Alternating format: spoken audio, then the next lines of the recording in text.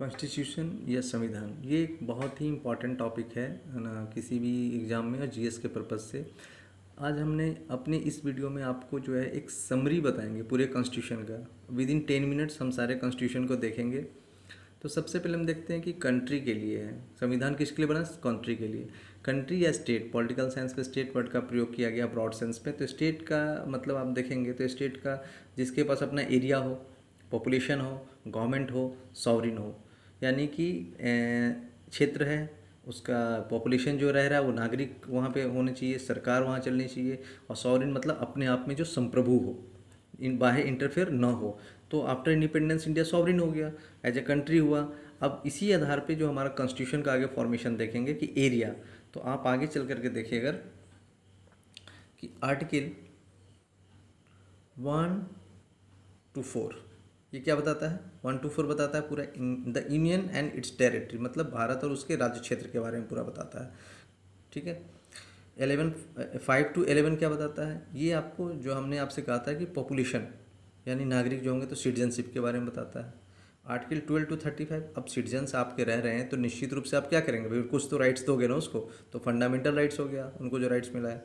अब article 36 to 51 अगर आप देखेंगे तो सिटीजन्स के तो ये फंडामेंटल राइट्स उनके राइट्स हैं, बट क्या है कि उसको एक ड्यूटी भी बनता है कंट्री का कि अपने लोगों के भलाई के लिए काम करे, that is DPSP, directive principles state policy. इसको हम लोग राज्य के नीति निर्देशक तत्व भी कहते हैं।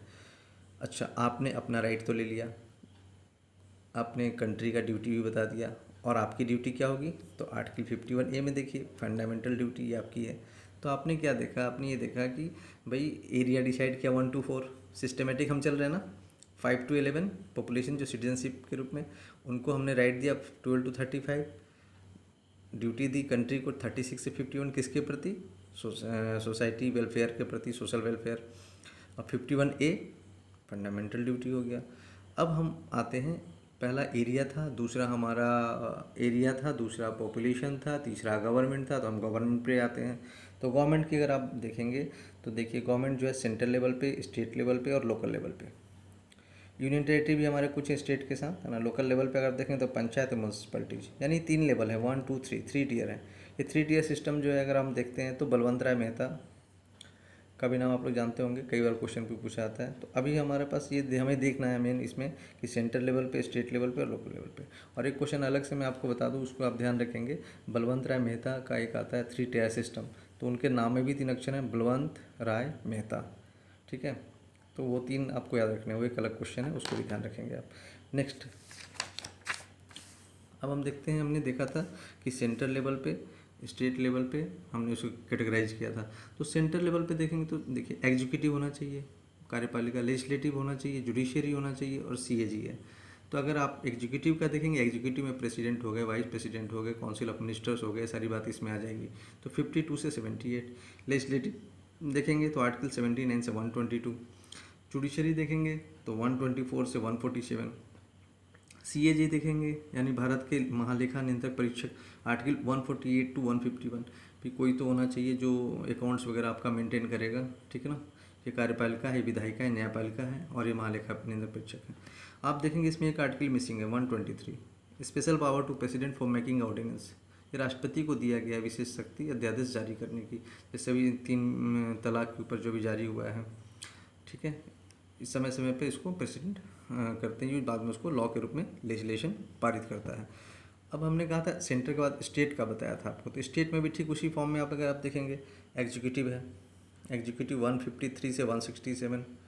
तो 152 छूट गया। 152 में क्या है? 152 में आपका है स्टेट डेफिनेशन, स्टेट की यहाँ पर भी 3 जगह स्टेट की डेफिनेशन दी गई है, आर्टिकल 12 में भी दिया गया है, यहाँ पर भी दिया गया है। लेजिस्लेटिव 168 से 212, कहाँ के लेजिस्लेटिव? स्टेट के लेजिस्लेटिव। और तीसरा है जुडिशरी, मतलब स्टेट की जुडिशरी 214 से 230। स्टेट जुडिशरी मतलब हम हाई कोर्ट की बात कर रहे हैं और डिस्ट्रिक्ट कोर्ट्स की बात कर रहे हैं इसके अंतर्गत। तो स्टेट लेवल पे आपने देखा एग्जीक्यूटिव, लेजिस्लेटिव, जुडिशरी। आर्टिकल 153 से 167, आर्टिकल 168 से 212, आर्टिकल 214 से 238। यहाँ भी एक मिसिंग है आर्टिकल 213, वहाँ प्रेसिडेंट को पावर था, यहाँ पर पावर हम किसको दे रहे हैं? यहाँ हम गवर्नर को पावर दे रहे हैं। ठीक है, तो स्टेट का चैप्टर हुआ, मतलब सेंटर, सेंटर के बाद स्टेट। अब हम आर्टिकल पहुँच चुके हैं 238 तक। हमने कहा था कि यूनियन टेरिटरी पैरेलल में स्टेट के, तो यूनियन टेरिटरी में अगर आप देख रहे हैं तो आर्टिकल 239 से 242 तक यूनियन टेरिटरी की बात कर रही है। अब लोकल लेवल पे अगर आप देखेंगे तो लोकल लेवल पे आप देखेंगे पंचायत है, म्यूनसिपैलिटीज़ है और कोऑपरेटिव सोसाइटीज़ हैं, शेड्यूल ट्राइब्स कुछ एरिया हैं। तो ये 243 का एक्ट जो है पूरा वो कवर करता है। जैसे पंचायत का देखेंगे तो 243A to O तक, और म्यूनसिपैलिटीज़ का देखेंगे तो 243P से 243ZG तक। ठीक है, ये लोकल लेवल। तो हमने आपको देखा सेंट्रल लेवल भी हमने देखा, स्टेट लेवल भी देखा, लोकल लेवल भी देखा। तो हम लोग 243 आर्टिकल तक पहुंच चुके हैं। अब एक कॉमन चीज़ है जिसको समझने की ज़रूरत है कि जब आपने पावर का डिवीज़न किया सेंटर और स्टेट के बीच में तो निश्चित रूप से कुछ डिस्प्यूट भी होगा। अब उस डिस्प्यूट को भी क्लियर करना चाहिए तो उसमें क्लियर किया गया है।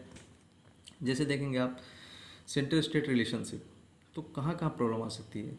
लेजिस्लेटिव लॉ बनाने संबंधी, एडमिनिस्ट्रेटिव प्रशासन चलाने में, और फाइनेंशियल मैटर पे, इन मुद्दों पे मतभेद हो सकते हैं।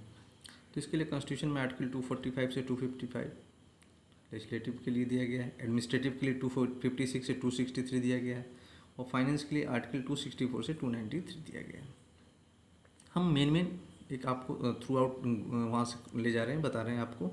बाकी डिटेल से टॉपिक वाइज हम आपको अगले वीडियो में सारा हम टॉपिक वाइज डिस्कस करेंगे। और ये जो है property, contract, right, liability states की, ये आर्टिकल है 294 से 300A तक। नीचे आप देखेंगे ट्रेड वगैरह संबंधित है 301 to 307 तक, जो बहुत ज़्यादा इंपॉर्टेंट नहीं है। फिर हम इंपॉर्टेंट आर्टिकल की बात करते हैं। देखिए आपने देखा कि सेंटर लेवल पे सरकार है, स्टेट लेवल पे हैं, लोकल लेवल पे हैं, वो रिप्रेजेंटेटिव है, जनता उनको चुनती है। लेकिन देश को चलाने के लिए अधिकारियों की भी आवश्यकता है, जरूरत है। तो हमने एक पब्लिक सर्विस कमीशन है, UPSC PCS वगैरह 315 से 323 तक। अब आप देखेंगे डेमोक्रेटिक कंट्री है तो चुनाव भी होगा, चुनाव में इलेक्शन कमीशन होंगे। इलेक्शन कमीशन के लिए 324 से 329। अगर आप नेक्स्ट देखेंगे इमरजेंसी इंपॉर्टेंट है आपका ये 352 से 360 तक।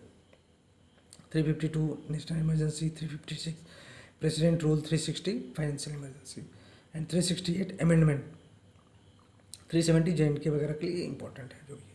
तो हम दोबारा आपको यहाँ पर ही बता दें, पब्लिक सर्विस कमीशन 315/2020।